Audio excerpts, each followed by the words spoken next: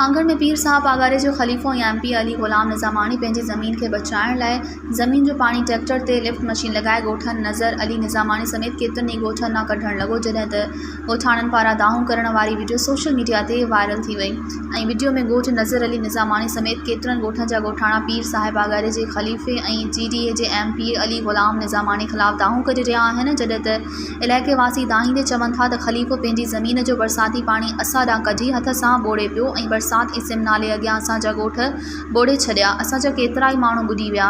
असांजा ॻोठ पाणी हेठां आहिनि, वरी ख़लीफ़ो पंहिंजी ज़मीन जो पाणी असां ॾांहुं कढी असांजे इलाइक़े खे ॿोड़े पियो।